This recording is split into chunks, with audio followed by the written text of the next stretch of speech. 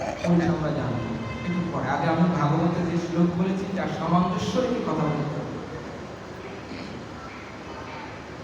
শ্রী সুখদেব গোস্বামী পরীক্ষিত মহারাজকে বলছেন, হে গুরুদেব, সখাগণ বালগোপাল কৃষ্ণ প্রতিনিয়ত বান্ডিবনে যে গোষ্ঠভূমিতে যায়, গোষ্ঠে কি কি হয় তা এসে আবার মায়েদের কাছে বলতেন, সখারা মার কাছে বলতেন, গোপাল এই করেছেন, গোপাল ওই করেছেন, আজ এই অসুর বধ করেছেন।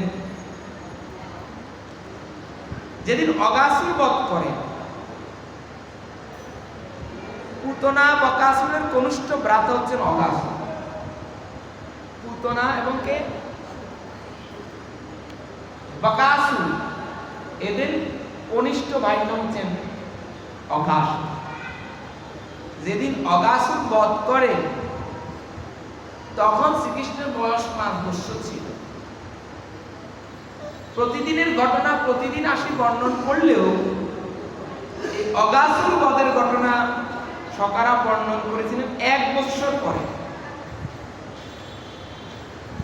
6 বছর বয়স, মাঝে দিয়ে 1টা বছর গ্যাপ। 1 বছরকেই তবে তারা গোষ্ঠে যায় নাই বলে 1 বছর প্রতিদিন গোষ্ঠে গেছে, নতুন নতুন কথা হয়েছে, লীলা শুনেছে। তবে এই ঘটনা 1 বছর পরে বর্ণন করলেন কেন? বর্ণন করার একটা উপায় হচ্ছে,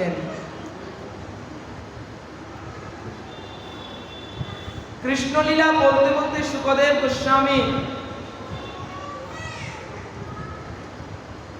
মহারাজ পরীক্ষিতের মুখে এইরূপ প্রশ্ন শুনিয়াছিল, সুখদেব গোস্বামী অন্তরে শ্রীকৃষ্ণের অপূর্ব লীলা কাহিনী স্ফুরিত হল। তখন তাহার ইন্দ্রগুলি কৃষ্ণের লীলা মাধুর্যে নিমজ্জিত হইল। অন্তর্দশা হইতে মহাদশা লাভ করিয়া মহারাজ পরীক্ষিতের প্রশ্নের উত্তর দিচ্ছে।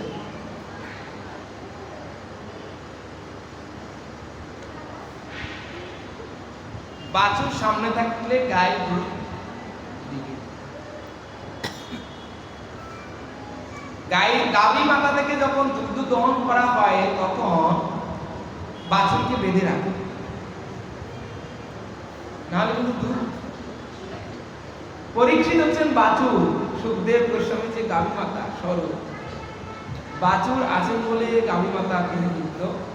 ভাগবত অমৃত সুধা অমৃত বাণ্ড নিয়ে এসেছিলেন দেবতারা পরীক্ষিতের কাছে, যে আপনি অমৃত পরীক্ষিতকে দিয়ে আপনি যে অমৃত দিচ্ছেন তা আমাদিগকে দেন। পরীক্ষিত মহারাজ অমৃত চাইনি। অমৃত নিয়ে দেবতা অসুরদের মধ্যে যুদ্ধ, বিনোদা পুত্রদের মধ্যে যে দ্বন্দ্ব, গরুর যে অমৃত কশ্যপুত্র ইন্দ্র থেকে নিয়ে এসেছিলেন, সে অমৃত পরীক্ষিত মহারাজ যিনি অমৃত পান করেন তিনি অমর। বৃন্দাবনে কৃষ্ণ বহু গাছের উপর উঠেছেন, কিন্তু সব বৃক্ষ এখন নেই। কালিয়দমন যে বৃক্ষের উপর থেকে তিনি জন্ম দিয়েছেন সে বৃক্ষ এখনো অদ্যবীয় প্রকট, এখনো আছে। এই বৃক্ষ এখনকার নয়, সত্যযুগের বৃক্ষ, এটা কাল্পনিক ঘটনা নয়, বাস্তব লীলা। যমুনা নদীর তীরে এখনো সে গাছ আছে, কেলি কদম্ব বৃক্ষ। দেওয়াল তুলে দিয়েছে, পড়ে যাচ্ছে ঢালগুলো, এখনো সেই কদম্ব বৃক্ষ তীর্থযাত্রী পরিক্রমা যারা করেন সেই বৃক্ষ, পঞ্চকোশী পরিক্রমাতে সেই বৃক্ষ পড়ে, সেই বৃক্ষে গিয়ে পরিক্রমা করেন। এই বৃক্ষ এখনো জীবিত, সত্যযুগের বৃক্ষ এখনো কি করে আছে। গরুর যখন অমৃত নিয়ে এসেছিলেন আকাশ পথে, গরুর আকাশ থেকে দেখতে পাচ্ছেন যমুনার মধ্যে কিছু মিং মাছ, মাছলি দেখাচ্ছে, বড় বড় শোল মাছ। গরুরের তীক্ষ্ণ চোখে গরুর তা দেখতে পেয়ে খাওয়ার জন্য, দেখেন সব খাবার আমাদের জন্য। চীনে যারা বাস করে এরা কি মানুষ না? তো চীনের মানুষ তো সব খায়, আপনি খান না কেন? এখানে বুঝে নেন, সব খাবার সবার জন্য প্রযোজ্য নয়। গরুরের খাদ্য হচ্ছে সাপ, গরুরের প্রধান খাদ্য সাপ। আমার প্রমাণ নাগ পাশে কত কথা। রাম লক্ষ্মণ যখন নাগ পাশে বন্দী হয়েছিলেন তখন গরুরে এসে নাগ পাশ মুক্ত করে। এই গরুর হচ্ছেন বিনোদার পুত্র, কশ্যপমুনির পুত্র। এই গরুর আকাশপথে দেখতে পাচ্ছেন কতগুলো মিন, শোল মাছ জলের মধ্যে। গরুর ওই অমৃত পান্ডটা বৃক্ষের মধ্যে রেখে নেমে সেবা শুরু করে দিয়েছে, খাচ্ছে। আর ওই অমৃত পান্ড কাছে একটু ফোঁটা অমৃত বৃক্ষের মধ্যে পড়ে গিয়েছিল। পড়ে যাওয়াতেই বৃক্ষ শ্রীকৃষ্ণ তো তখন পদ দেয় নাই সে বৃক্ষে, তখন শ্রীকৃষ্ণ পদ দিয়েছেন দাপর যুগে, অষ্টাবৃংশ দাপরে। আর এই ঘটনা ঘটেছে সত্যযুগে। সত্যযুগের গাছ তাহলে দেখুন, যুক্তিতে আপনি তর্কে যদি বলেন কৃষ্ণ পদ দিয়েছে তাই, হ্যাঁ শ্রীকৃষ্ণ চরণ যে বৃক্ষে হয়েছে সেটা তো অবশ্যই সৌভাগ্যশালী, কিন্তু না, শ্রীকৃষ্ণ পদর পূর্বেই এই বৃক্ষের মধ্যে অমৃত পড়েছিল। আর অমৃত পড়ার কারণে বৃক্ষ পৃথিবী লয় হয়ে গেছে, প্রলয় হয়ে গেছে, কিন্তু গাছ কিছু হয়নি, এখনো আছে, আগামীতেও থাকবে। গরুর কিছু মাছ খেয়ে নিয়েছে। আর ওই সরোবরে, ওই যমুনার হ্রদে, সেখানে বাস করতেন শবরী ঋষি, মহামণি শবরী। তিনি সেখানে ভজন করতেন। মাছগুলো গিয়ে কাঁদছেন যে মুনিবর, আমার মাছের মা কি কাঁদছেন, আমার সন্তানদেরকে গরুর পক্ষী খেয়ে ফেলেছে। তখন শবরী ঋষি অভিসম্পাদ দেওয়ার জন্য গরুরের প্রতি রাগান্বিত হয়ে গেলেন। গরুর বলছেন, মুনিবর অভিশাপ দিবেন না, আমি না জেনে খেয়েছি, এগুলো আপনার আশ্রয় আছে আমি জানি না। আপনি ভুল করে অভিশাপ দিলে কিন্তু পরে আবার নিজে দণ্ড দেওয়া লাগবে। কালকে বললাম আন্দাজে রায় দিলে নিজে দণ্ড দিতে। মান্ডব্য ঋষি ভজন করছেন, শুলে জমদূত তাকে নিয়ে চলে গেছে, ভুল করে নিয়ে গেছে। এখন উনি ধ্যান ভঙ্গ হয়ে জানতে পারলেন উনি জমপুরীতে। উনি বললেন, আমার তো মৃত্যুর সময় হয় নাই, আমাকে নিয়ে আসছো কেন? যমরাজা পুত্র তো ভুল করছে, যমদূত বলে ভুলে নিয়ে আসছে। তো ভুলে যখন নিয়ে আসছো দণ্ডভোগ করো। হে যম, আমি তোমাকে অভিসম্পাদ করছি, তুমি দাসীর গর্ভে জন্ম নিবা। রাজপুত্র, রাজবংশ হলো, তুমি দাসীর গর্ভে জন্ম হবে তো রাজ সিংহাসনে বসতে পারবে না।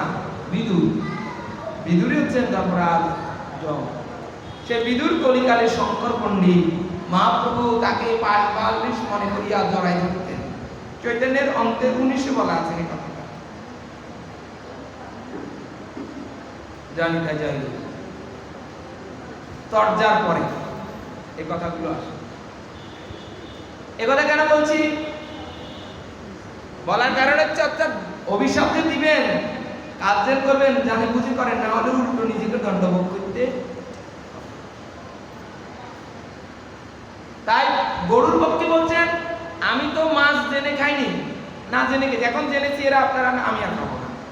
তখন শবরী ঋষি ভাবলেন ঠিকই। তাই শবরী ঋষি কি করলেন? তিনি বললেন, গরু তুমি যদি দ্বিতীয়বার এই হ্রদে আসো তাহলে সেদিন তোমার মৃত্যু হবে।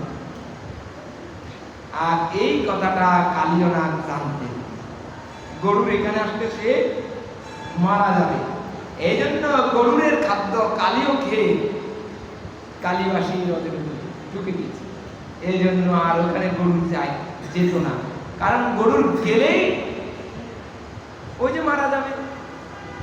কিন্দমণির অভিশাপ ছিলেন কার উপর?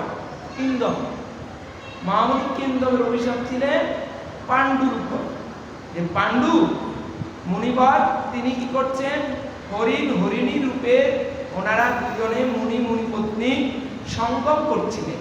এমন সময় মহারাজ পাণ্ডু বাণ মেরে দিয়েছিলেন। বাণ মারাতে দুজন ঋষি মারা গেলেন, ঋষিপত্নী ঋষি। তখনই কিংদম মুনি বলছিলেন, পাণ্ডু আমি আমার পত্নী এহেন সুখকালের সময় তুমি আমাকে বাণ মেরে দিয়েছো, আমাদের অভিসম্পাদ লাগছে তোমার, তুমিও তোমার পত্নীর সঙ্গ করতে পারবে না, কোন নারীর সঙ্গে গেলে তৎক্ষণাৎ তোমার মৃত্যু হবে।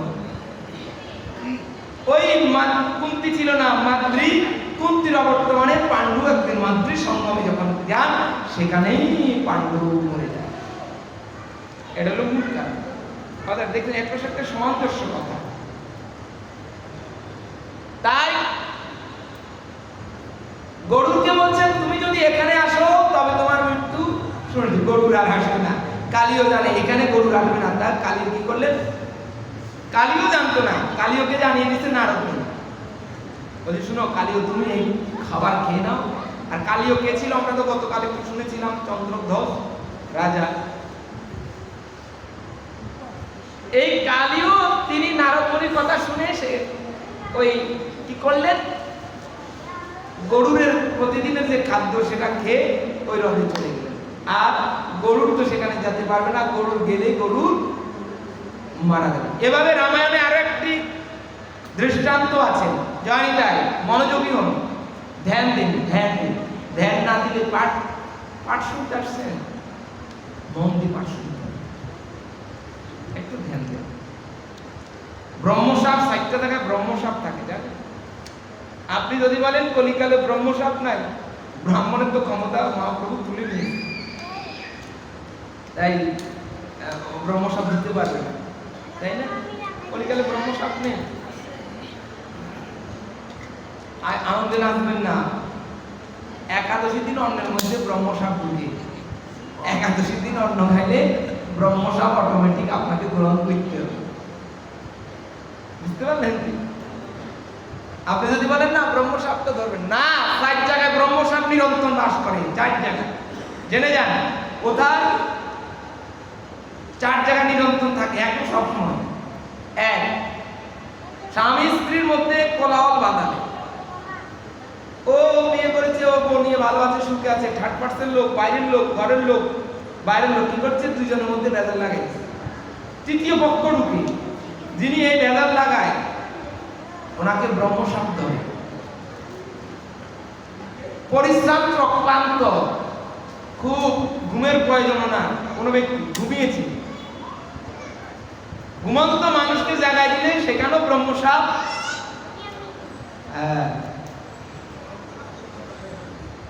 একান্ত বলা আছে, একান্ত খুব চমৎকার কথাগুলো বলতেছি। যেমন এই শালগ্রাম শিলা ঝুঁকতেছে, এই সময় জাগালে অপরাধ হবে না, ব্রহ্মসাপ ধরুন। আর মানুষ তো ঘুমায় বেশি, পাঠে আয়, অন্য সময় ঘুমায় না। যাও ওই যে বলছি পিলার পাইলে হা করে ঘুমাইয়েন না, হা করে ঘুমাইলে ওই যে ওই বাচ্চা বলছি না একদিন পাঠে জানি তাই যাই,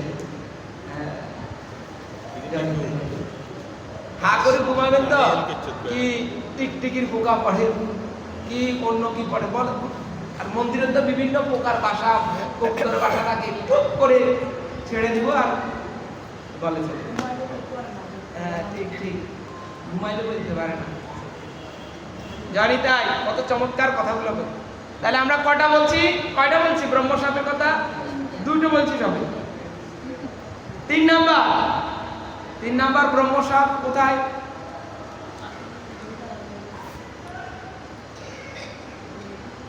ঘুমন্ত মানুষকে জাগালে একটা, কোলাহল বাঁধালে একটা। এরপরে বললাম মায়ের কাছ থেকে সন্তানকে কেড়ে নিবে, সেখানেও ব্রহ্মসাপ আছে। ব্রহ্মসাপ স্পর্শ করবে আপনাকে।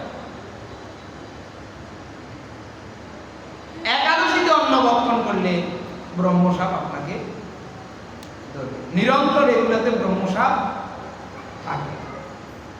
ব্রহ্মসাপ ইন্দ্রকে একবার ধরেছিল, দেবরাজ ইন্দ্র। ইন্দ্র পর্যন্ত ব্রহ্মসাপ থেকে মুক্তি পান নাই।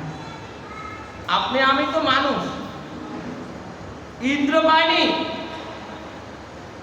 অনেকগুলো কথা। আজকে দেরি কেন?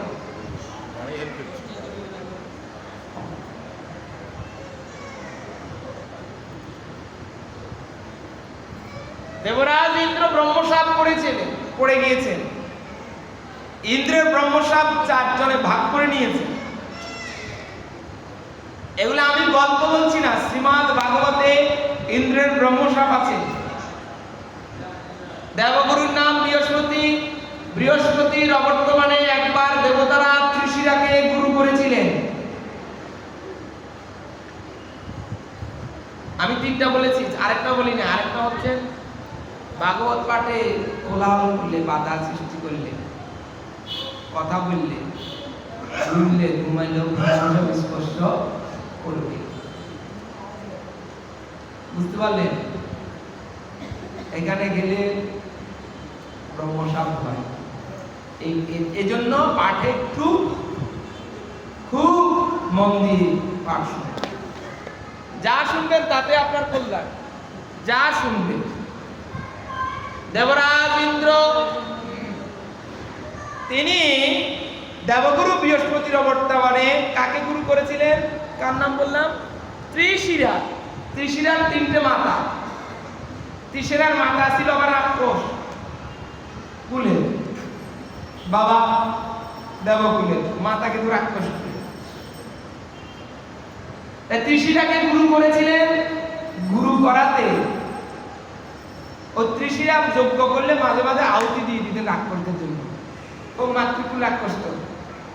দেবতা ইন্দ্র বলছেন, রাজা বলছেন, আরে দান দক্ষিণে আমাদের নাই, খায় আমাদের, বেতন আমাদের, দক্ষিণ। উনি রাক্ষসদের নামে দেয় কেন?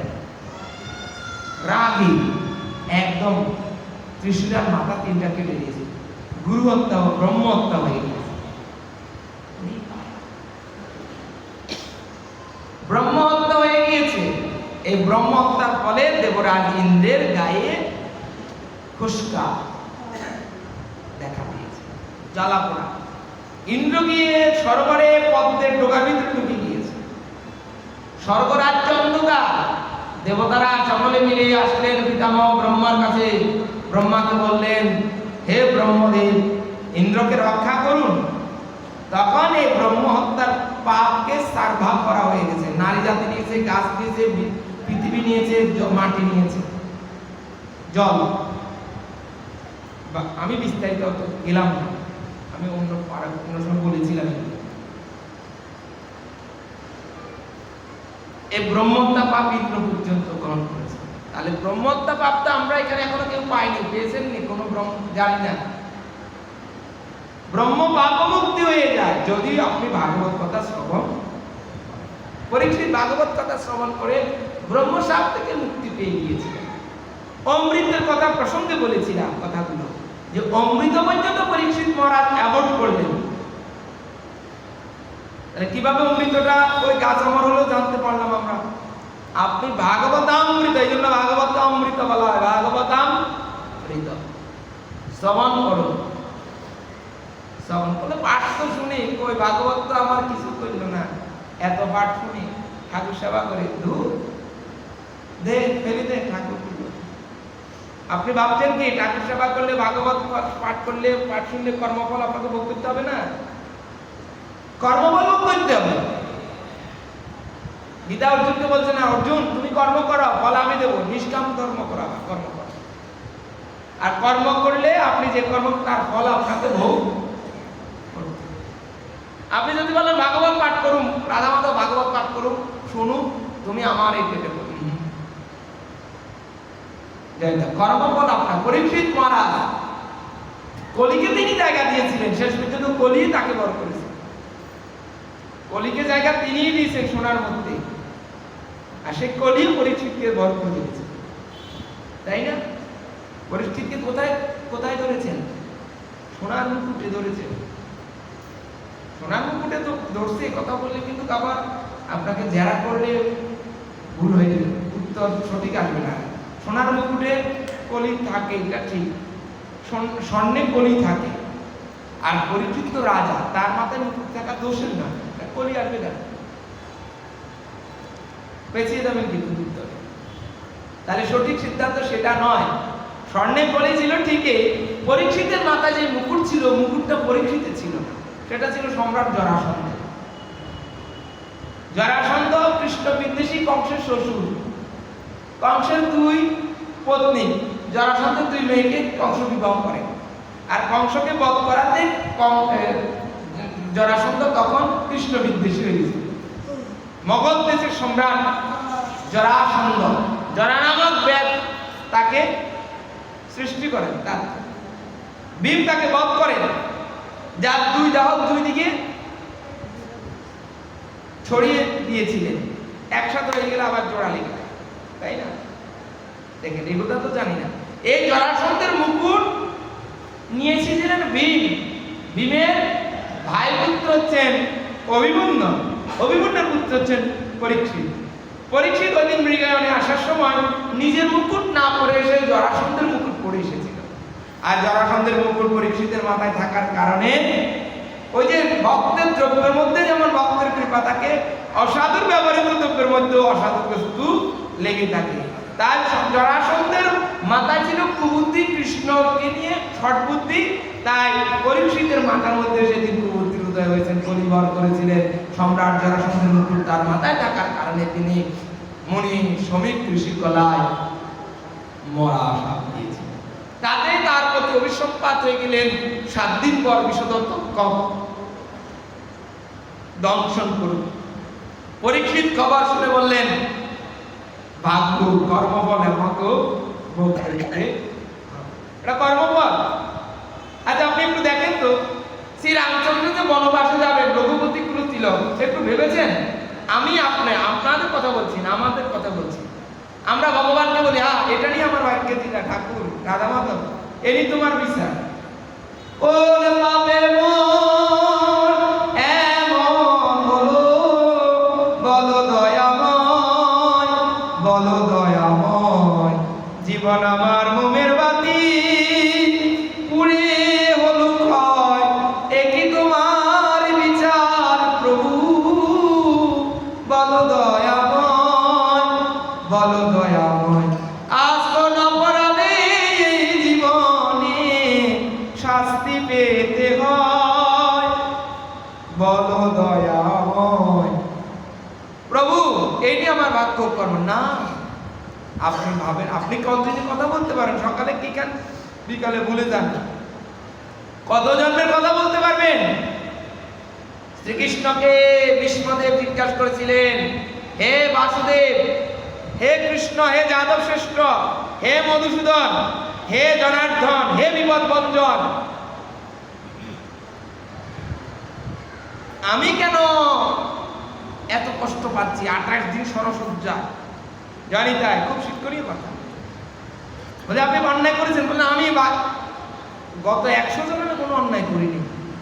করেছিলেন আপনি মৃগায়নে আসার সময় আপনার রথের সম্মুখে চাকার সাথে সাপ লেগেছে, সাপ, বিষধর সাপ, কোথাও কোথাও পায়ের মধ্যে বলেছে। আপনি সাপটাকে কি করেছেন? বলে আমি তো সাপকে মারি নাই, সাপ দেখলে তো আমরা মেরে ফেলি। বলে আমি সাপ মারি নাই, আমি সাপটাকে জঙ্গলে ছেড়ে দিয়েছি বল্লভের অগ্রভাগে নিয়ে। বলে সাপটা কি একটা কাঁটা গাছের মধ্যে পড়ছে, কাঁটা গাছে কাঁটা ঢুকে গেছে সাপের গায়ে গায়ে। ওই অপরাধের শুলে আপনাকেও শুলের মধ্যে চড়ানো হয়েছে, 100 বছর পর ধরেছে সে পা। জানি শুনি যে কোচ মারে না, বন্যা মানুষের পজেট বাসি গেছে আর সবাই কোচ কোচ, কিন্তু জানি শুনি মারে। উত্তম ঠাকুরের সেতু বাজার আমি দেখছি, উত্তম ঠাকুরের কোচ মারে।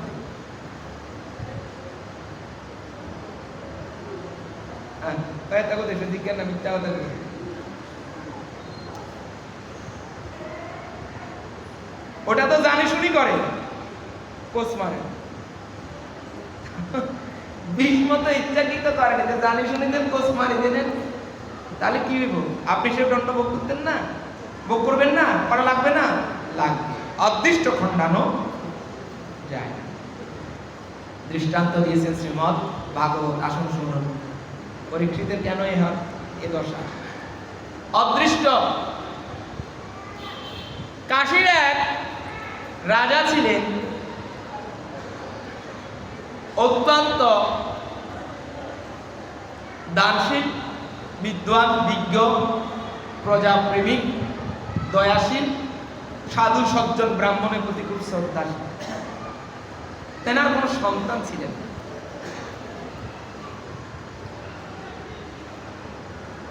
কাশীতে তৎকালীন পণ্ডিত বেশি ছিল।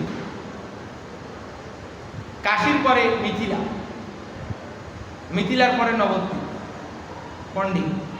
এখন আর সেখানেও নেই, এখন এটা চলে গেছে রাধা বিদ্যা শিক্ষার জন্য। এই কাশীর রাজার রাজ্যে এক ব্রাহ্মণ এসেছিলেন, তেজস্বী ব্রাহ্মণ, যুবক, যুবা, পণ্ডিত। তার যশ খ্যাতি চারদিকে ছড়িয়ে পড়েছে। রাজা ব্রাহ্মণ, খুব গুছিয়ে বলছি, রাজা পণ্ডিতকে বললেন, ব্রাহ্মণ দেবতা আপনি আমার রাজ্যে বাস করেন, থাকেন, আপনাকে মঠ করে দেন, মন্দির করে দেন, থাকবে না। কিন্তু রাজা বলছেন আপনি অত্যন্ত বিনয়ের সহিত রাজার কথা ব্রাহ্মণে রাখলেন, মন্দির করে দিলেন। এই ব্রাহ্মণ সন্তানের আশীর্বাদে রাজার একটা পুত্র, সাধুর কি পায়। খেয়াল করুন, ছেলেটার বয়স হয়ে গেছেন, উপযুক্ত হয়েছেন, বিবাহ দিয়েছেন, তাহলে কতগুলো বয়স গেলেন? 20-25 বছর, 30 বছর বিয়ে করেছেন। ধরে বিয়ে করে রাত্রে নববধূ নিয়ে ও রাজপুত্র শয়ন কক্ষে বিশ্রাম করছে। রাজপুত্র ঘুম চলে এসেছে, মেয়েটা তো নতুন বিয়ে করে হলো, বাপের বাড়ি থেকে আসছে, ঘুম আসছে। এ কি করছে?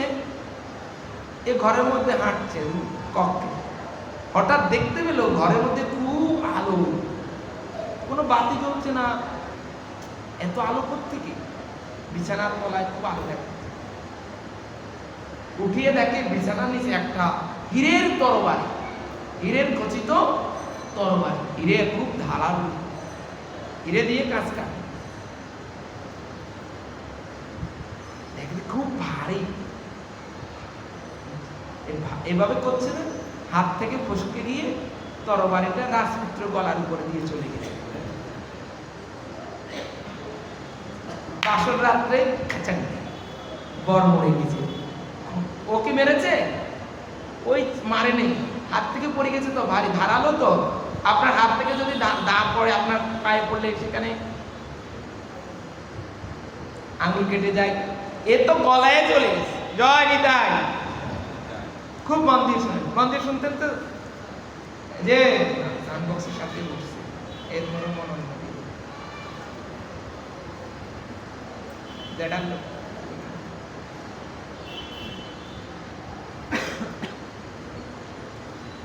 রাজকুমারী চিন্তা করলেন, সর্বনাশ, আমার তো স্বামী মরে গেল, আমি হত্যা করলাম। সকাল হইলে তো রাজা আমাকে দণ্ড দিবে, কি করব কি করব, এখন উপায় কি? উপায় কি? দেখেন বিপদ কিভাবে আসে। ওই ব্রহ্ম মুহূর্তে ভোরবেলায় ব্রাহ্মণ স্নান করে যাচ্ছে বাগান বাড়িতে, সরোবরে স্নান করে যাচ্ছে। ব্রাহ্মণ তো ব্রহ্ম মুহূর্তে উঠেন, সূর্যটার 1 ঘন্টা 36 মিনিট পূর্ব 4 দণ্ড। ব্রাহ্মণ স্নান করে কমণ্ডলু নিয়ে যাচ্ছেন, গায়ত্রী জপ করতে করতে ভোরবেলায়। মেয়েটা বলছেন এই শুধু খুন খুন খুন। প্রহরীরা বলছে এই রাজবাড়ি খুন কি? এই আমার স্বামীকে খুন করে চলে যাচ্ছে এই লোক। এই সর্বনাশ। ব্রাহ্মণকে ধরে ফেলেছে। কে করে? ইনি আমার স্বামীকে খুন করছে, মাথা কেটে ফেলেছে। হলো ব্রাহ্মণ হলো, মা আমি কি করলাম? দেখেন ব্রাহ্মণ তো খুন করেনি, বল কি করা যায়? ব্রাহ্মণকে তো এবার বন্দি করে ফেলেছে। মেয়েটা বলছে, মহারাজ আমি ন্যায় বিচার চাই, বাসরাত্রে আমার পতিকে হত্যা করেছে, আমি বিধবা হয়ে গেলাম, আপনি ন্যায় বিচার করুন। রাজা বললেন, ব্রাহ্মণ কেন হত্যা করলেন? ব্রাহ্মণ বললেন, আমি হত্যা করিনি, আমি কেন হত্যা করব? আমার আশীর্বাদে আমি যজ্ঞ করেছি, যজ্ঞের চরুণ প্রসাদ তুমি সেবা করেছো, তোমার রানী সেবা করেছে, তোমার পুত্র হয়েছে, আমি কেন হত্যা করব? এত বছর তোমার রাজ্যে আছি, আমার তো রাজ্যে কোনো লোক নেই। রাজা তো মানছে না, রানী মানছে না, আমার পুত্র মরে গেছে। এখন ব্রাহ্মণ সন্তান তো হত্যা করা যাবে না, ও ব্রহ্মহত্যা হবে। এখানে আরেকটা বিষয় শিক্ষা আছে, দেখেন দ্রৌপদীর 5 পুত্রকে মেরে ফেলেছে কে? অশ্বত্থামা। অর্জুন প্রতিজ্ঞা করছে, আমি তার মাতা তারে হত্যা করব, প্রতিজ্ঞা হয়ে গেছে। এখন অশ্বত্থামাকে তো হত্যা করতেন, কিন্তু দ্রৌপদী দেয়নি। দ্রৌপদী বলছেন, একে তো গুরুপুত্র, তার থেকে ব্রাহ্মণ, গুরুপুত্র তো, আবার সে ব্রাহ্মণের ছেলে, গায়ে হাত তোলা যাবে না, হত্যা করা যাবে না, ব্রহ্মহত্যা পাপ। এক কাজ করো, এই মস্তক মুন্ডন করে দাও। কারণ মাথা বলে না, আপনি আমার তরি বানা করেন, তারপরে মাথা চুল বেরিয়ে না, মাথা চুল বালা আর মারো এক কথা বুঝলেন। তো আপনি আমার জরিমানা করেন 2-4 লাখ টাকা, মাথা চুল কামাইয়েন না। মাথা চুল কামানো চুল অহংকার, এই জন্য তো বলে চুল কামাবেন না, চুল ফেলে দিবেন না, জরিমানা করেন। শালীনটা কি বলে, জরিমানাও চুল ফেলে দিবেন না। এখন যখন অশ্বত্থামা, দ্রৌপদী বলছে একে হত্যা করলে গুরুপুত্র তো ব্রহ্মহত্যা হয়ে যাবে, তাই দ্রৌপদী সতী নারী তো, দ্রৌপদী বললেন, আপনি এ গুরুপুত্র, একে প্রহার করবেন না, ছেড়ে দেন, এর মস্তক মুন্ডন করে দিলেই এর হত্যা হয়ে যাবে, এতে অর্জুনেরও প্রতিজ্ঞা রক্ষা হবে। তাই রাজা বললেন, এই ব্রাহ্মণের মস্তক তো কর্তন করা যাবে না, তো কি করতে হবে? বলে, ব্রাহ্মণ আমার ছেলের 2 গলা কেটে দিয়েছে তো হাত দিয়ে, এর 2টা হাত কেটে দাও। ব্রাহ্মণের আপনারাই বলুন, এখানে কোনো ব্রাহ্মণের হাত আছে? ব্রাহ্মণ মেরেছে, তাহলে ব্রাহ্মণের হাত চলে গেল কেন? ব্রাহ্মণ চিন্তা করলেন, যাই আমি জ্যোতিষীর কাছে যাব। বিশাল জ্যোতিষ, বড় মার্কেট, জ্যোতিষের কাছে গেলেন, বিরাট পণ্ডিত। জ্যোতিষীর কাছে গিয়ে দেখে জ্যোতিষীর কাছে বহু লোক বসে আছে। জ্যোতিষী ও জ্যোতিষীকে নানান অকথ্য গালিগালাজ করছেন, ভাষা করছেন। জ্যোতিষী বলতে, ব্রাহ্মণ বলতেছেন, জ্যোতিষ সবাই পুষ্টি বিচার করে, নিজে বিয়ে করতে পুষ্টি বিচার করলো না, এই যে বউ এত বকাবকি করে মানুষের সামনে দাঁড়িয়ে বকে, তার সম্মান আছে। সবাই বিদায় হয়ে গেছে, এবার ব্রাহ্মণের সিরিয়াল। জ্যোতিষ বলছে, আপনি আমার বউর কথা চিন্তা করছেন? হ্যাঁ, এত জ্যোতিষ বলে দিয়েছে, উনি চেহারা দেখে বলছে, শুনেন আপনি কেন আসছেন, হাত কেটে গিয়েছে সেজন্যই তো বলবো, আগে এই কথা বলে আপনার সংশয় দূর করি। আমি ছিলাম পূর্বজন্মে এক গাধা, বুঝতে পারলেন? আমার মালিক কি করতেন, ওই যে গাছতলায় ছায়ার নিচে বেঁধে রাখত। কাক হয়ে উপরে আমি বাস করতাম, আমার পক্ষী ছিল, আমি ছিলাম কাক, আমার বাসা ছিল ওই গাছের উপরে। ওই একটা গাধা সেখানে তার মালিক তাকে বেঁধে রাখত, তার কাঁধে ক্ষত ছিল, আমি সেখানে ঠোকর দিয়ে মাংস খেতাম। একদিন এমন জোরে ঠোকর দিয়েছি না, ওই ঠোঁট হাড়ের ভিতরে ঢুকে গিয়েছে। আর গাধা কি করছে, ব্যথা যন্ত্রণা নিয়ে জলে নেমে গিয়েছে, সেও মরে গিয়েছে, আমিও মরে গেছি। এই জন্মে সে আমার বউ হয়ে আসবে, আমি তার পতি হয়েছি। পূর্বে আমি তার ঠোক দিয়ে ঠোকাইছি, এবার সে আমাদের মুখ দিয়ে ঠোকা, কথা বলে। বুঝতে পারলেন? বোঝা গেছে কিছু? আপনারা বকা বাধ্য কেন করে? আপনি আগে তার বকছেন, এখন সে আপনারে বকে, শুনতে অদৃষ্ট, খণ্ডানো যাবে না। আর আপনার এই 2 হাত কেন কাটা গেল? কাটা যাওয়ার কারণ আপনি গোহত্যা পাপে লিপ্ত হয়েছে, গোহত্যা করতে সাহায্য করেছেন। কি করে? আমি তো গোহত্যা করিনি, আপনি পূর্বজন্ম ব্রাহ্মণ ছিলেন, তবে সত্যবাদী ছিলেন। আমাদের কালকে প্রসঙ্গে এসেছে, দেখবেন আমরা কালকে বলেছিলাম কয় জায়গায় মিথ্যা কথা বলা যায়? 5 জায়গায় মিথ্যা কথা বলা যায়। শেষ জায়গা হচ্ছে গো ব্রাহ্মণ রক্ষার্থে মিথ্যা কথা বললে দোষ হয় না।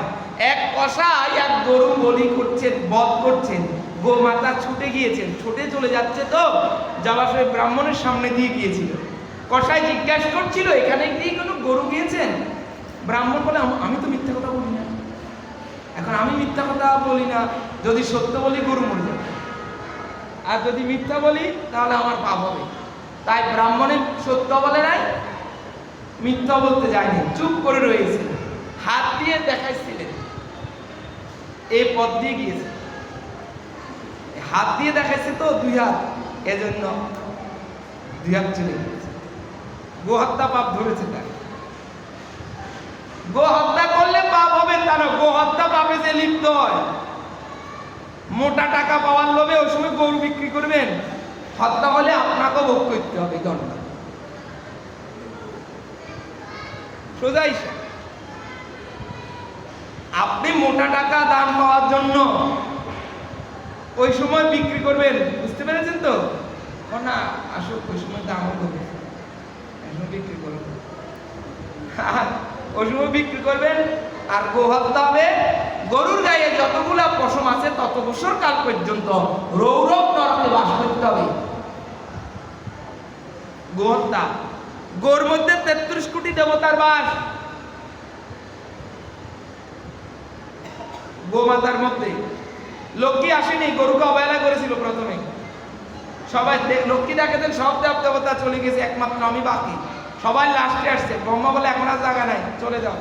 দেখেন না, একটু চেষ্টা করে কোথাও একটু বাস দিতে পারে।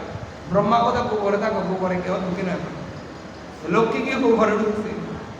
এই জন্য গোবর ছিটা দেয়, বিশুদ্ধ শুদ্ধ হয়, গোবর ছাটা দেয়। জানি তা যাই, গোমাতা প্রসঙ্গ করেছি। তাহলে কি জানলেন? ব্রাহ্মণের 2 হাত কেন গেলেন? ওই কসাই হয়েছে এবার রাজপুত্র, ওই গরু হয়েছে রাজকন্যা। পূর্বে কসাই গরুকে হত্যা করেছে, এবার সেই গরু এবার রাজকন্যা হয়ে কসাই রাজপুত্র হয়েছে, একে হত্যা করছে। আপনি এখন হত্যা করবেন, পাঁঠা বলি দিবেন, পরের জন্য পাঁঠা মানুষ হইয়া আপনারও বলি দিবেন।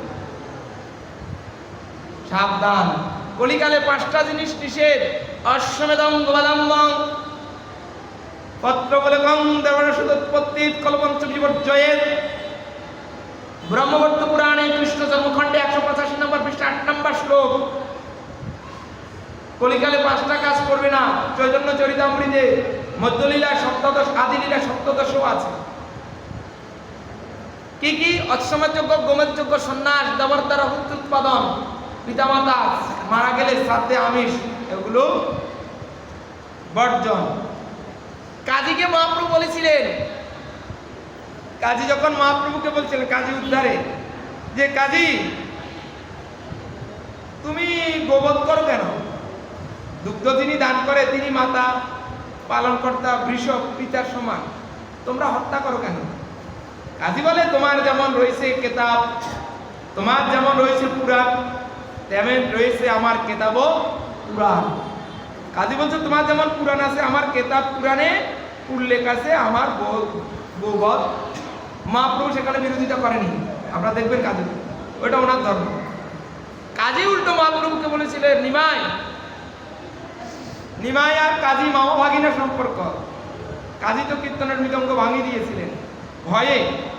নিমাইকে বলছেন, গ্রাম সম্পর্কে নীলাম্ব চক্রবর্তী আমার চাচা, শশী আমার বোন, তুমি আমার ভাগিনা, মামা ভাগিনার মধ্যে ভেজাল নাই।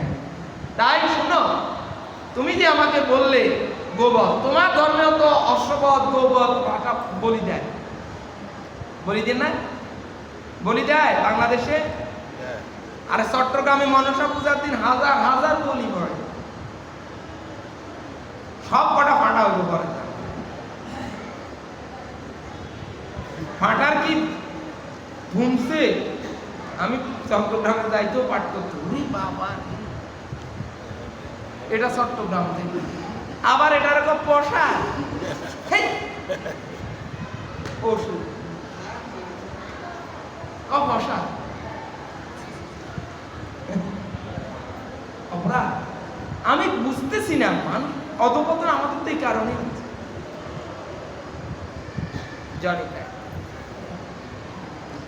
কাজী বলছে তোমার ধর্মে তো আছে। মহাপ্রভু তখন বলেছিলেন, শুনো কাজী, সত্যদেতা তারপরে ব্রাহ্মণ যজ্ঞে অশ্ব আহুতি দিতেন, যে কিছু আহুতি দিতেন, বৃদ্ধকে আহুতি দিয়ে তাকে যুবা করতো, তাতে তোমার তার ক্ষতি হইতো না, আরো উপকার হতো, জীবন দান করতো, প্রাণ দিত।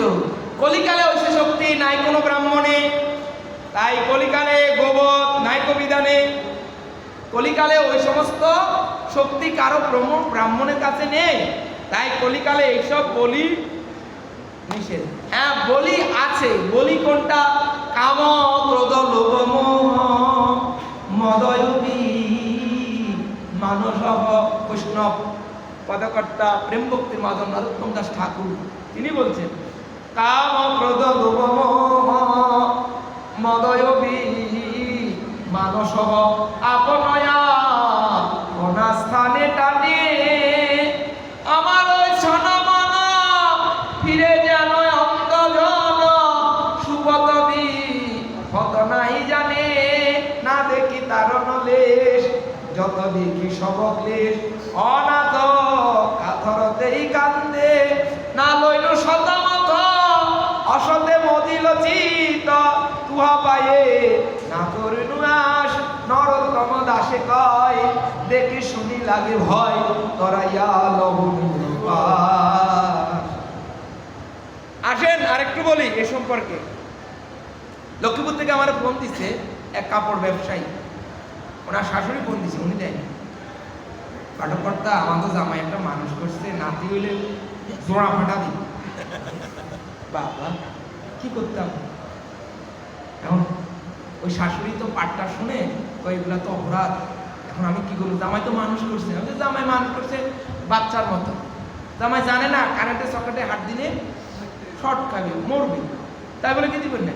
তা তো কথা নেই, এখন এটা ক্যান্সেল করে দেন। কি করতেন? আগে 2 পাঁঠার দাম দিয়ে মাকে ফল মিষ্টি ভোগ, মাকে একটা অলংকার করে দেন, মাকে একটা দামি শাড়ি দিতেন, পাঠা দিলেন, বাসাইলেন বাসা। আমি বলিনি প্রেম ভক্তির মাধব শ্রীপাদ নরোত্তম দাস ঠাকুর রামচন্দ্র কবিরাজ সহিত পদ্মা নদীতে স্নান করতে যাচ্ছিলেন। নরোত্তম দাস ঠাকুরের সাথে ছিলেন কে? রামচন্দ্র কবিরাজ, শ্রীনিবাস আচার্য প্রভু শিষ্য, রত্নমালার পতি, সুনন্দার গর্ভের সন্তান, চিরঞ্জিত সেনের পুত্র, গোবিন্দ দাসের জ্যেষ্ঠ ভ্রাতা, রামচন্দ্রের মিত্র, নরোত্তম দাস ঠাকুরের মিত্র রামচন্দ্র কবিরাজ। অন্তিমে যার কথা ঠাকুর মহাশয় শুধু একটাই বলেছিলেন, রামচন্দ্র কবিরাজ তার শনে মোর কাজ, তার বিনা মোর সবশূন্য, যদি হয় জন্ম পুনঃ তব যেন তব সঙ্গ হয় যেন, তবে হয় নরোত্তম ধন্য। বিধি মোরে কি করিলে শ্রীনিবাস কোথায় গেলা, আমাদের দিয়া দারুণ ব্যথা গুণেরও রামচন্দ্র ছিলা, সে সঙ্গ ছাড়ি গেলা। যদি দেহ প্রাণ থাকো রামচন্দ্র বলে ডাকো, তবে যদি যাই প্রাণ ভালো রামচন্দ্র কবিরাজ, তার সঙ্গে মোর কাজ, তার বিনা মোর সব শূন্য। যদি হয় জন্ম পুনঃ তব সঙ্গ হয় যেন, তবে হয় নরোত্তম ধন্য। রাজশাহী খেতুরি রামেশ জমিদার কৃষ্ণানন্দ দত্তের পুত্র শ্রী নরোত্তম প্রেম ভক্তির মহাজন নিত্যানন্দ দ্বিতীয় কলেবর। নিত্যানন্দ ছিল যে এই নরোত্তম হইল সে শ্রী চৈতন্য হইল শ্রীনিবাস, শ্রী অদ্বৈত যারে কয় শ্যামানন্দ সে হয়, এ হয় তিনের প্রকাশ। গদাধর যারে কয় রামচন্দ্র সে হয়, এ হয় চতুর্প্রকাশ। নরোত্তম দাস ঠাকুর রামচন্দ্র কবিরাজ স্নান করতে যাচ্ছেন, সেবায় আচার্যের দুই পুত্র হরিনাম আর রামকৃষ্ণ, মনে রাখবেন। সেবায় আচার্যের ব্রাহ্মণ, তার দুই পুত্র হরিনাম আর রামকৃষ্ণ কতগুলো পাঁঠা নিয়ে যাচ্ছে দেবী পূজায় বলি দিব, দেবীতে পুজোয় বলি দিব। ঠাকুর মহাশয় বলছেন, হে সেবায় আচার্যের পুত্র না তোমরা? হ্যাঁ। এগুলো কোথা নিচ্ছ? বলে দেবী পূজায় দেব। প্রাণ দিতে পারবে না? ছেড়ে দাও। ঠাকুর মহাশয়ের কথা এরা ছেড়ে দিল। হরিনাম দীক্ষা নিলেন রামচন্দ্র কবিরাজ থেকে, রামকৃষ্ণ দীক্ষা নিলেন নরোত্তম দাস ঠাকুর থেকে। হ্যাঁ, ঠাকুর মহাশয়ের অন্তিমে রামকৃষ্ণ ছিলেন। নরোত্তম দাস ঠাকুর দীক্ষা দিলেন ব্রাহ্মণের পুত্র রামকৃষ্ণকে, সেবা আচার্যের পুত্র। সেবায় আচার্য ব্রাহ্মণ বললেন বেড়া শূদ্র।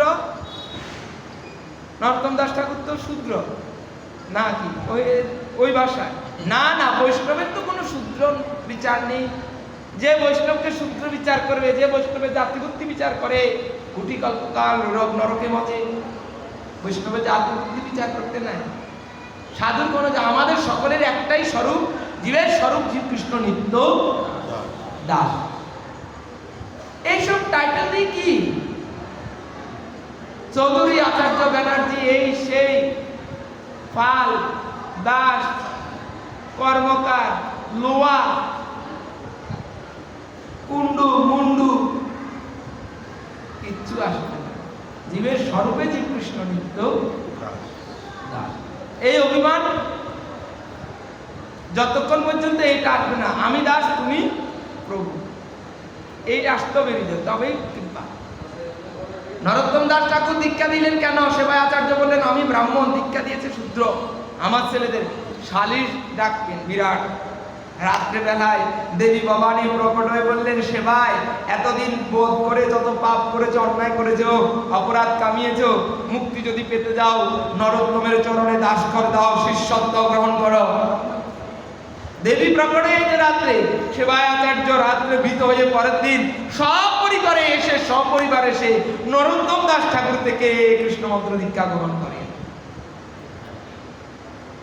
আমি বলিনি, শাস্ত্র বলছে, পড়ে দেখে। সেবায় আচার্য জানিতা, আপনাদের এইসব বলি জানিতে, বলি দেখলেও বা ঠাকুর না দেখা, বলি দেওয়ার তো পরে কথা, দেখলেও আবার তো ওখানে তো প্রণাম করে, ওইটা প্রণাম আমি দেখলে ভয় লাগে না। না বলি, হ্যাঁ বলি দাও, নিজের দেহের কামনা বাসনা, ক্রোধ, হিংসা, পরনিন্দা, চর্চা, সাধু নিন্দা, সাধু বৈষ্ণব নিন্দা, মহৎ নিন্দা। এই সাধু নিন্দা তো সাধারণ মানুষের কারো বিরুদ্ধে কথা বলা ঠিক না। কি করব বলাটা যতটা সহজ করতে তো পারি না। ওই যে অদৃষ্ট যেটা বলেছি, তাহলে ব্রাহ্মণ তো মারে নাই, ব্রাহ্মণ গরুকে মারেও নাই, ব্রাহ্মণ শুধু গরু যাওয়ার সময় দেখিয়েছিল, তাতে দুই হাত খেচাং খটকন হয়ে গেছে। আর আপনি যদি বলেন বেশি রে আর দাম উঠতো না, বেশি আপনি তো বেশি এলাকা উদ্বোধন দিচ্ছেন, রাউন্ড বেশি চাই, ঈদের সময় বেশি দাম আইবে, আপনিও তখন ভাগিদার হবেন, এক ভাগ আপনারাও নিয়ে ওর তো বুদ্ধি দিচ্ছে। হ্যাঁ, তারা খাবেন তো, সাবধান। গো ব্রাহ্মণ শ্রীকৃষ্ণের দুটো প্রাণী প্রিয়। মনুষ্য জাতির মধ্যে মানুষদের মধ্যে ব্রাহ্মণ, আর পশুর মধ্যে হচ্ছে গাভী। কৃষ্ণের প্রিয়, দেখেন না প্রণাম মন্ত্র লেখা, নমো ব্রাহ্মণ্য দেবায় গো ব্রাহ্মণ্য হিতায় চ জগদ্দীতায় কৃষ্ণায় গোবিন্দায় নমো নমঃ। গো এবং ব্রাহ্মণকে তিনি রক্ষা করেন, পালন করেন। গো ব্রাহ্মণ রক্ষার্থে মিথ্যা কথা বললে দোষ পায় না। আমি জানি না, আমি দেখি নাই, গরু যাইতো দেখি নাই, ব্রাহ্মণে আমি বলতে পারবো না। এটাই তো মহারাজ পরীক্ষিতের অদৃষ্ট, যদিও তিনি অদৃষ্ট হয়েছেন, তদুপরি তার ভাগ্য ভালো, তিনি ভাগবত শুনছেন। পরীক্ষিত বলছেন মৃত্যু কবে আবার হবে এটা আমি জানতাম না, এখন আমি জানতে পেরেছি, তাই এই মুহূর্তে কি করা উচিত। ভাগবত শুনছেন, শুনতে শুনতে শুনতে শুনতে তিনি ওই প্রবন্ধ বয়সে লীলায় চলে এসেছেন। এসে বলছেন, এই গুরুদেব শ্রীকৃষ্ণ যে অগাসুর বধ করলেন তা করেছেন ৫ বছর বয়সে, কিন্তু ৬ বছর বয়সে কেন বললেন? তখন সুখদেব গোস্বামী বললেন ৬ষ্ঠ বছর বয়সের কারণ হচ্ছে কি শুনে, কারণ হচ্ছে যেদিন শ্রীকৃষ্ণ অগাসুর বধ করেছিলেন সেই দিন বৃন্দাবনে পিতামহ ব্রহ্মা এসেছে, ব্রহ্মা এসেছিলেন। এই কথাগুলো কারণ আজকে বলার কারণ হচ্ছে আগামীকাল হরিদাস নির্যান, হরিদাস ঠাকুর পূর্বে গিয়েছিলেন, আমি সে কথা আজকে বলে যাচ্ছি। কালকে নির্যানে শুধু একক নির্যানে হবে, অন্য কিছু বলব না, সামঞ্জস্য থাকবে। ব্রহ্মা এসেছিলেন, ব্রহ্মা এসে দেখছেন কৃষ্ণ অগাসুরকে বধ করে ফেলেছে। শ্রীকৃষ্ণ সেদিন অগাসুর বধ করে লম্প খেলা খেলছে। লম্প খেলা খেলা কি? লম্প খেলার মধ্যে কৃষ্ণ বলেছিলেন শ্রীদাম, সুদাম, শ্রীদামা, সুমঙ্গল, মধুমঙ্গল, খেলা যদি আমি হেরে যাই তোমাদেরকে কাঁদে নিব, তোমরা হেরে গেলে আমাকে কাঁদে নিবা। ঠিক আছে? শ্রীকৃষ্ণের কথা হলো আমি একজন তোমাদের সকলকে কাঁদে নিব, আর তোমরা সবাই আমি একজনকে কাঁদে নিব। খেলায় ভগবান কখনো, ভগবান তো আনন্দ তখনই পান ভক্তকে জিতিয়ে ভগবান আনন্দ, ভগবান অজিত, তদুপরি অজিতপি জিতয়া কৃষ্ণ ইচ্ছা করে সেদিন হেরে গেলেন। ভগবান ধুলো খেলা খেলছেন, লম্ব খেলা খেলছেন, ব্রহ্মা এসব দেখছেন। আর অগাসুরকে যে বধ করলেন, অগাসুর গগনে আকাশে গিয়ে আবার ফিরে এসে কৃষ্ণের দেহে বিলীন হয়ে, ব্রহ্মা আকাশ থেকে দেখতেছেন বিশাল এক পদ্ম প্রস্ফুটিত হইয়াছেন বৃন্দাবন। নামতে নামতে গিয়ে দেখেন এটা পদ্ম নয়, সখাদেরকে নিয়ে কৃষ্ণ এমন ভাবে বসেছেন যেন পদ্মের মধ্যে বসে আছেন। ব্রহ্মা মনে পদ্ম দেখে কৃষ্ণ, আচ্ছা এই নাকি ভগবান, ঠিক আছে। লম্প খেলা খেলছেন, খেলতে খেলতে কৃষ্ণ ইচ্ছা করে হেরে গেলেন। সখারবিন্দ বললেন শুনেন এটা সখ্য প্রেমে হয়, দাস্য ভাবে হয় না। দাস্য হনুমান কাঁধে নিয়েছে, হনুমান রাম লক্ষ্মণকে কাঁধে নিয়েছে। হনুমান কি রামের কাঁধে উঠতে পেরেছেন? না, হনুমান দাস্য সেবা করছে। সকারা সত্য প্রেমের সেবা করেছে, তাই কাঁধে উঠেছে, এটো খেয়েছে, খাওয়াইছে, কিন্তু কানাকে শাসন করতে পারে নাই। সেটা করেছে আমার মা যশোদা, বাৎসল্য প্রীতি। মা যশোদা যেটা করতে পারে সেটা করেছেন ব্রজ রমণীগণ, গোপীগণ।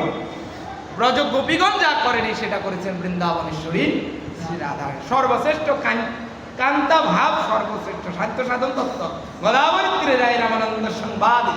শ্রীমান মহাপ্রভু রামানন্দ সংবাদে সাধ্য সাধন তত্ত্ব চৈতন্য চরিতামৃতের মধ্যে অষ্টম পরিচ্ছেদে সাধ্য সাধন তত্ত্বে প্রভু কয়ে কোন শ্লোক সাধ্যের নির্ণয়, রায় কয়ে সধর্ম আচরণে বিশিষ্ট ভক্তি হয়, প্রভু কয় এ অবাধ্য আগে গোয়ার, রায় কয়ে কৃষ্ণ কর্মন্ত সাধ্য সাধন সার, প্রভু কয় এ অবাধ্য আগে গোয়ার, রায় কয়ে সধর্ম ত্যাগ সাধ্য সাধন সার।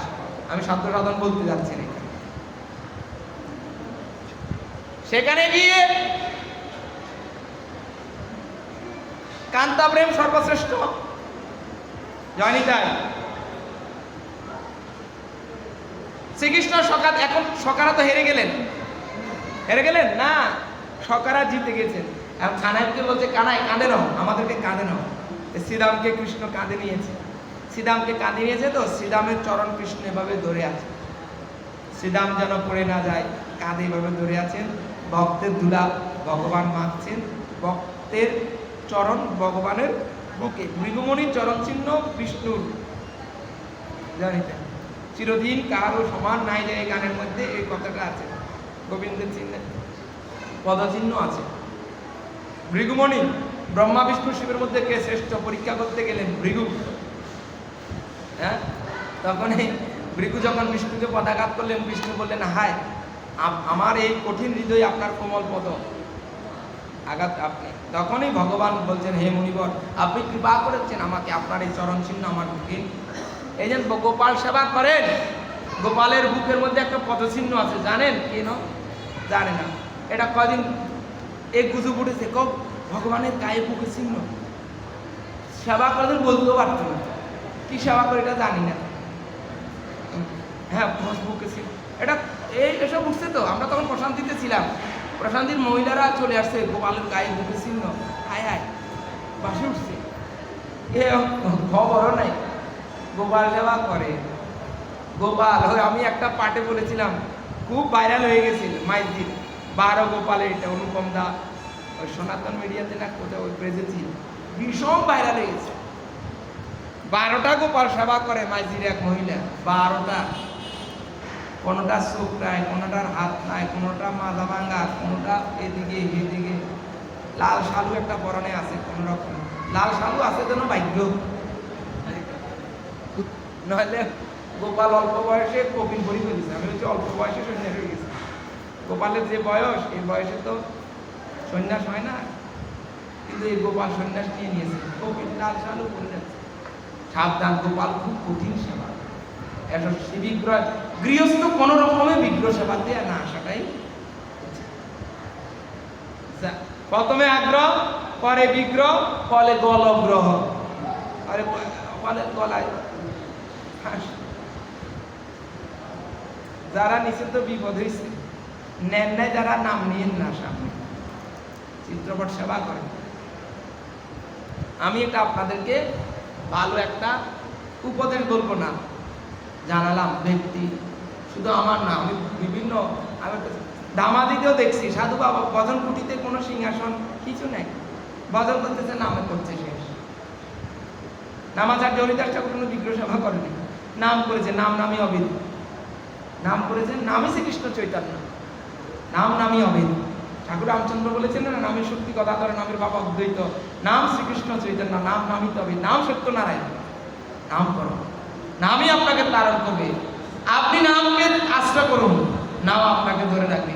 আপনি নাম ছাড়লো, নাম আপনাকে ছাড়বে না। নামের সাথে আগে সেবা কি সেবা করি, সেবা তো কিছুই জানি না আমি, সেবা কত 0 পয়েন্টে, আমি 0 পয়েন্টে আছি। জয় নিতা জয় গৌ। শ্রীরামের চরণ বক্ষে ধারণ করলেন ভগবান, শ্রীরাম যেন পড়ে না যায়। গোবিন্দ দেখাচ্ছেন, দেখো আমি আমার ভক্তের চরণও বন্দনা করি। ভগবান ভক্তের চরণ তুলি নেয়। নন্দ মহারাজ দুগ্ধ দহন করছেন, বলরাম বলরাম বলরাম এসেছেন, যাও দুগ্ধ বান্ধ নিয়ে যাও। কৃষ্ণ বলছেন, বাবা বাবা আমার তো একটা কাজ দেন। না না বাবা, তোমাকে দুগ্ধ বান্ধ দেওয়া যাবে না। দুধের বান্ড কি বাচ্চা হাতে দেওয়া যায়? ফেলে দিলে তো দাদা বড়, তাই দাদারে বড় কাজ দিয়েছে, আমি ছোট ছোট একটা কাজ দেন। নন্দ মহারাজ বলছে, গরু ঘরের সামনে আমার চটি আছে, এটা নিয়ে আসা। যে চরণ প্রাপ্তির জন্য গান্ধর্বকীর্ণ দেব দেবতা মুনি ঋষি যোগী তপস্বী জ্ঞানী, হ্যাঁ অপ্সরা সমস্ত মুনি ঋষি যুগ যুগ সাধনা করছেন, আজ সে বালগোপাল পুত্র কৃষ্ণ না নন্দ মহারাজের চটি কি করছেন, একবার বুকে নিচ্ছেন, আবার পড়ে যাচ্ছে, তো আবার মাথায় নিচ্ছে, আবার পড়ে যাচ্ছে, মাথায় নিয়ে চলে যাচ্ছে। দাদা বলরাম, তুমি বড় কাজ নাওনি, বড় কাজ আমি পেয়েছি, ভক্তের চরণ ধরি ভগবান শিরে ধারণ করে। প্রমাণ জানি তাই জানি। আজ ব্রহ্মা এসব দেখে ব্রহ্মা ভাবছে এইটা কি ভগবান হয় না? লম্ব খেলা খেলে একটু পরিশ্রম তো হয়েছে, তো গৌ বাছুরগুলো শ্রীকৃষ্ণ সবাইকে নিয়ে ঘিরে বসলেন, গো বাছুরগুলো দেখা যাচ্ছে। শ্রীকৃষ্ণ সকালদের নিয়ে ভোজনে বসেছে, শ্রীকৃষ্ণ ভোজনে বসেছেন, ব্রহ্মা এদিক দিয়ে কি করলেন, গরুর বাছুরগুলো লুকিয়ে ফেললেন। এবার কৃষ্ণ বলতেছেন, আরে গরুগুলোতে দেখা যাচ্ছে না, সখাবিন্দুদেরকে বলছে তোমরা ভোজন করো, আমি গিয়ে দেখি। কৃষ্ণ আবার গাভীগুলোকে দেখতে গিয়ে দেখেন গাভীগুলো নাই, খুঁজছেন। এবার আবার জায়গায় এসে দেখেন এখানে যে সখাবিন্দু ছিল তারাও নেই, তারা নেই। ব্রহ্মা এদেরকেও নিয়ে গেছে, গুহার ভিতরে রেখে দিলেন পাথর চাপা দিয়ে। ব্রহ্মার কাজ করে চলে গেলেন। শ্রীকৃষ্ণ আজ ৫ম বৎসর বয়সের বালক প্রিয়জন হারিয়ে, যেমন শিশু যেমন তার মাকে হারিয়ে ক্রন্দন করেন, চিৎকার কাঁদেন, চোখ ফুলিয়ে মুছে, আজ বালগোপাল পুত্র কাঁদছেন। কোথায় শ্রীরাম, কোথায় সুমঙ্গল, কোথায় শ্যামলী, কোথায় ধবলী, কাঁদছেন। ব্রহ্মা চলে গেলেন। এইখান দিয়ে ১ বৎসর হয়ে গিয়েছে, এরা গুহার ভিতরে ছিলেন। তাহলে প্রশ্ন হবে, তো ১ বৎসর যে তারা গুহার ভিতর ছিলেন, সকালে তো প্রতিদিনই গোষ্ঠ এসেছে। হ্যাঁ, আবার বললেন গুহার ভিতরে ছিলেন কি করে, জানি তাই। পরিস্থিতিকে তখন সুখদেব গোস্বামী বললেন, বৃন্দাবনের সখাবৃন্দ, গাবিগণ এবং ব্রজবাসী মায়েরা চিন্তা করতেন, গোপাল যদি আমার পুত্র হতো, গোপাল যদি আমাকে মা ডাকতো, গোপাল যদি আমার স্তন পান করতো, গাবিগণও বলছে গোপাল যদি আমার দুধ পান করতো। তাদের একটা ইচ্ছা ছিল, গোবিন্দ বলছেন আসো, আজ তোমাদের সে বাসনা পূর্ণ করবো। তার গোবিন্দ কৃষ্ণ তার দেহে থেকে নবলক্ষ দেনু, শ্যামলী ধবলী, শ্রীদাম সুদাম দাম পশুদাম সুমঙ্গল মধুমঙ্গল সখাবৃন্দ গ্রাবী সৃষ্টি করে যার যার গৃহে পাঠিয়ে দিয়েছিলেন। শুধু দৃষ্টি, চেহারায় শরীর আকৃতিটাই শুধু যার যার ছিল, কিন্তু প্রত্যেক জনেই ছিল কৃষ্ণ, সবাই ছিল কৃষ্ণ। কৃষ্ণ তাদের ইচ্ছা পূরণ করছেন। ১ বৎসর তারা ছিলেন। ১ বৎসর ব্রহ্মা তাদেরকে গুহার ভিতরে রেখেছিলেন। এরা তো অচৈতন্য অবস্থায় ছিল। এইদিকে ব্রহ্মা ব্রহ্মলোকে ব্রহ্মার আসনে গিয়ে বসতে গেলেন। ব্রহ্মাকে ব্রহ্মলোকে ঢুকতে দিচ্ছেন না। কে আপনি? বলে আমি ব্রহ্মা। বলে আপনি ব্রহ্মা? কোন ব্রহ্মা? ব্রহ্মা বলে আবার ব্রহ্মা আছে নাকি? ওরে বাবা, ব্রহ্মা বলছে তিনি ব্রহ্মা না। আরে ব্রহ্মাণ্ড তারিতে শক্তি ধরে জনে জনে, এ বেদ পুরাণ গুণ গাইলে বাসনে। তাহলে দেখা গেল ব্রহ্মাণ্ড একটা নয়, মহাপ্রভুর গণ সব পতিত পাবন, তাই লোভে মুই পাপি লই শরণ। মহাপ্রভুর গণ ভক্তরা এক একজন এক একটা ব্রহ্মাণ্ড ধারণ করে দেন, উদ্ধার। ব্রহ্মা বলছেন আপনি কোন ব্রহ্মা? দাঁড়ি বলছেন আপনি কোন ব্রহ্মাণ্ডের ব্রহ্মা? বলে আমি চতুর্মুখ ব্রহ্মা। বলে দাঁড়ান, জিজ্ঞেস করে আসি প্রভুকে। প্রভু ৪ মাথাওয়ালা একজন এসে ব্রহ্মা বললেন নিয়ে আসো। ব্রহ্মা আসি দেখছেন গোবিন্দ চরণে, ব্রহ্মার আসনে আরেকজন বসে আছে। ব্রহ্মা বলে ইনি কে? ও ইনি তো, ইনি কে? ওই হুমায়ুন পরিদিরে ফিরে রুবেলে ফিরে। হুমায়ুন তো হচ্ছে খলনায়ক, মরে গেছে। রুবেল বাঁচি আছে, টাক হয়ে গেছে। তো হুমায়ুন পরিদির সেলা বলছে হুজুর এ কে?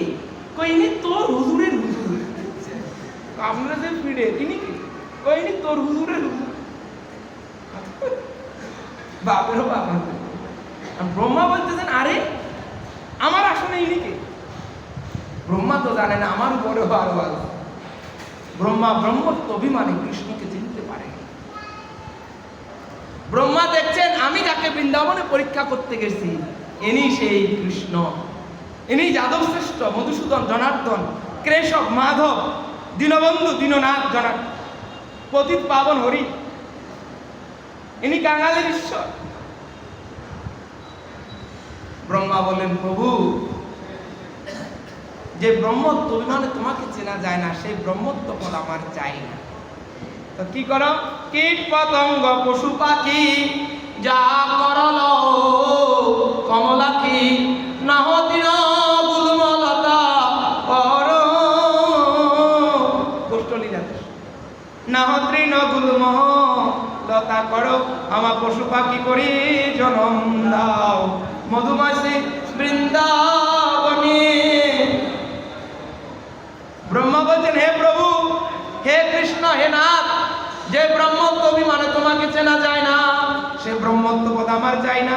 আমাকে কীট পতঙ্গ করো, যদি কীট করো, যদি পশু করো, গাভী কুলে জন্ম দিও, তাতে তোমার ওই গাভীর দুগ্ধ দিয়ে তোমার শালগ্রাম শিলা গিরিরাজ গোবর্ধনের শিলা অভিষিক্ত হবে, স্নান হবে, দুগ্ধ দিয়ে পায়েস মিষ্টান্ন মিষ্টি তোমার ভোগদ্রব্য লাগবে, যদি মাখন ক্ষীর ছানা তরিয়ে তোমার নিবেদিত হব। যদি পশু কুলে গাভী কুলে জন্ম হওয়ার স্বীকৃতি আমার না থাকে, পক্ষী কুলে জন্ম দাও, আমি ময়ূর হয়ে যেন তোমার শ্রীঅঙ্গে পলক দিয়ে বাতাস করতে পারি। যদি তাতেও স্বীকৃতি না হয়, যদি আমাকে জলের প্রাণী করো, সমুদ্রের শাক শামুক শঙ্খ করো, তোমার শ্রী বিগ্রহ অর্চনে আরতিতে বাঁধবে, আমি বাঁচবো, আমাকে ব্যবহার করবে শঙ্খ। তাতেও স্বীকৃতি না হলে আমাকে সুমিষ্ট ফল করো, না হলে বৃক্ষ করে দাও, পুষ্প বৃক্ষ তোমার চরণে নিবেদিত হব, ভোগে নিবেদিত হব, সের জন্য তুলসী গাছ করে দিও। তাতেও যদি স্বীকৃতি না হয়, প্রভু তুমি তোমার ব্রজবাসী ভক্তের দুয়ারের পাথর করে দিও, তাতে তোমার ভক্ত ঘরে ঢুকতে বেরোইতে তার পদধূলি পদজল আমার পাষাণ হৃদয়ে পড়লে তাতে আমি ধন্য, আমার জীবন ধন্য। ব্রহ্মা প্রার্থনা করেছিলেন গোবিন্দর নিকট। গোবিন্দ বলছেন, প্রভু ব্রহ্মা, ওই যে বৈষ্ণব বন্দনা নরোত্তম দাস ঠাকুর বলছেন, হরিস্থানে অপরাধ তারে হরিনাম, তোমার স্থানে অপরাধ নাহিক।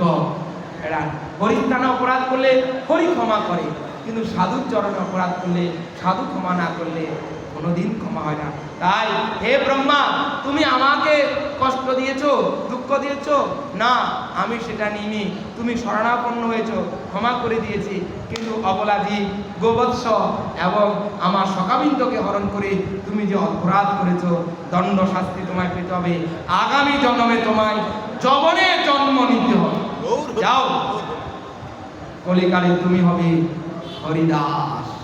হরিদাস যবনে আসছেন, জাতি কল বর্ণ নিরক্ষর বুঝিবার তরে হরিদাস জন্ম নিলেন যবনের ঘরে। আমি বলিনি, কবিরাজ গোস্বামী বলছেন, বৃন্দাবন দাস ঠাকুর বলছেন, এবং হরিদাস ঠাকুর নিজ মুখে বলেছিলেন, হীন জাতিতে জন্ম আমার, ব্রাহ্মণ হীন জাতি নয়, চারিবর্ণের পূজ্য নমস্য প্রণম্য শ্রদ্ধনীয় ব্রাহ্মণ সর্বদা নমস্য, সেই ব্রাহ্মণ উচ্চ, হরিদাস ব্রাহ্মণ, হীন জাতি। আপনি নিজ এককে দৈন্যতার সহিত, আমি একক নিজে দৈন্যতার সহিত, দৈন্যতা নয়, বাস্তব আমি হীন, কিন্তু তাই বলে আমি সবাইকে একসাথে জাতিকে বলতে পারবো না। হরিদাস বলছেন, হীন জাতিতে জন্ম আমার, নিন্দে কলেব হীন কর্মের অতমহি অদম অমর স্পষ্ট দৃশ্য মরে, অঙ্গীকার কইলার ওর হয়েছে কালী মরে, বৈকুণ্ঠে চড়াই যাই। ব্রহ্মা বলছেন, জাতিতে যেখানে যে কুলে জন্ম হোক তাতে আমার দুঃখ নাই, তবে আমি যেন কৃষ্ণ নাম গাইতে পারি। তবে প্রভু আশীর্বাদ দান করলেন, বলিতেই তুমি শ্রেষ্ঠ হবে, নামাচার্য খ্যাতি প্রাপ্তি হবে, নামাচার্য হরিদাস। আগামীকাল সেই নামাচার্য হরিদাস ঠাকুর তথা ব্রহ্ম হরিদাসের নির্যান মহোৎসব। জানি তাই এই নির্যান উৎসব আন্তর্জাতিক বলদ সংঘ কর্তৃক আয়োজিত সপ্তব্যাপী ভাগবত পাঠ যে কয়েক বছর হচ্ছেন প্রত্যেক, এটা অনন্ত চতুর্দশী আগামীকাল। এদিকে ঠাকুর হরিদাস ঠাকুর চলে গিয়েছিলেন, অদ্যপীয় সেই সমাধি এখনো পুরীতে বিদ্যমান। জানেন এই সমাধি সম্পর্কে?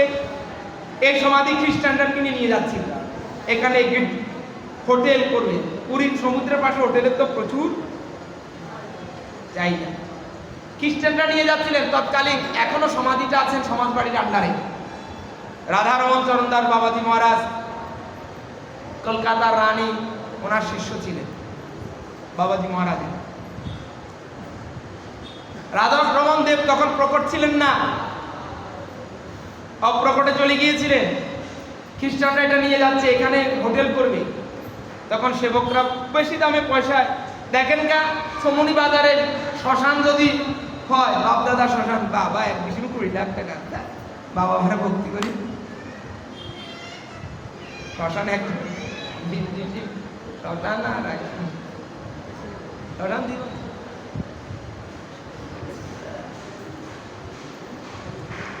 জানি তাই একটু বস। হরিদাস ঠাকুরের সমাধিটা বিক্রি হয়ে যাচ্ছেন। তখন বাবাজি মহারাজ ধ্যানে লীলা স্মরণে গুরুদেবকে জানালেন, গুরুদেব কি করব, সমাধি তো বিক্রি হয়ে যাচ্ছে। তখন বাবাজি মহারাজ অপ্রকটে ছিলেন, তিনি কলকাতার রানীকে স্বপ্নাদেশ করেছেন, রানী দীক্ষার সময় তুমি আমাকে দক্ষিণা দিতে চেয়েছিলে, আমি দক্ষিণা তখন নিই নাই, বলছি সময় মতন চেয়ে নেব নাও, এখন তুমি দক্ষিণা স্বরূপ আমাকে রাধারমণ দেবকে এটা ক্রয় করে দাও সম্পত্তিটা। তখন কলকাতার রানী নায়েব মশাইকে ডেকে ওই পুরীর সম্পদ তথা সমাধিটা রাধারমণ দেব শ্রী বিগ্রহ রাধা মাধব অর্থাৎ মহাপ্রভুকে নিতাই গৌর সীতানাথকে দিয়ে দিয়েছিলেন, দবত্তর করেছিলেন আর কি। নায়েব মশাই তো সালা এ কি করছে, এটার ভিতরে সত্ত্ব অধিকারী দিয়ে দিয়েছিলেন রাজবাড়ি, এদের অধিকার থাকবে। রানী যখন উইল পড়ে দেখে তো উইলের মধ্যে আবার রাজবাড়ির অধিকার আছে। রানী বলছে না, এখানে আমার কোনো পরিবারের অধিকার থাকবে না। পুনরায় আবার উইল করা হয়ে তারপর নিঃশর্ত এখানে রাজ পরিবারের কোনো অধিকার থাকবে না, দান দান হয়ে গেল। গুরুদেবকে একমাত্র রাধারমণ বাবাজি মহারাজকে তিনি সেটা দান করে দিলেন।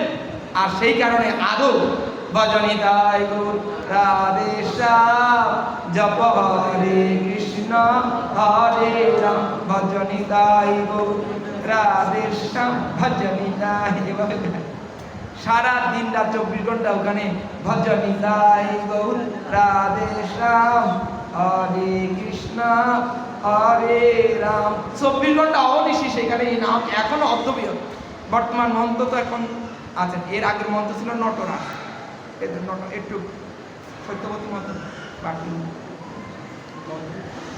এই সমাধি শ্রীমান মহাপ্রভু নিজ হস্তে করেছিলেন, এখনো আছে। হরিদাস ঠাকুরের সামনে জপমালা আছে, জপতলি। আমি যে জপমালাটা দেন না, আমাদের তো ভক্তি বেশি, আমি দেন না একটু মাথা ঢোকা না, হরিদাস ঠাকুর মালা করেন, আপনি মা আমি বলছি মালাটা একটু দেন বাবা, প্রণাম করি। সেবক বা হরিদাস ঠাকুর মালা করতেছে, ভুল হয়েছে মাপ চাই। সেবক বলছে ঠাকুর মালা করতেছে, আরে অনুভবের কথা। আমাদের ভক্তি দেখেন না, মহাপ্রভুর কাঁথা ছিঁড়ে ছিঁড়ে নিয়ে যায়, সুতা নিয়ে যায়। আরে কি লাভ হইব কি, সুতা নিয়ে কি করবা, কাঁথার তো শেষ, কাঁথার আর ইচ্ছুক থাকবো। তখন বাবাজি মহারাজ কি করছেন, কাঁথাটা একদম বদ্ধ করে দিয়েছে। এখনো মহাপ্রভু কাঁথাটা গভীরাতে আছে। মানুষ যেভাবে সুতা টান দিছে, যদি শুনে এখানে কিছু আছে, ওই যে বললাম না পেঁপে গাছে সুতা লটকায়, যদি শুনে এটা করলে এটা হইব শাস্ত্রে কাজ, এই সব বাদন শুরু করে দিল। এই হলো আমাদের ভক্তি। জানি তাই আগামীকাল নামাচার্য হরিদাস ঠাকুরের নির্যান মহোৎসব। আপনারা, আমি যেটা বলেছিলাম, আপনারা প্রত্যেকেই এই নির্যানে অংশগ্রহণ করুন। কালকে দই, চিড়া, পিঠা, সন্দেশ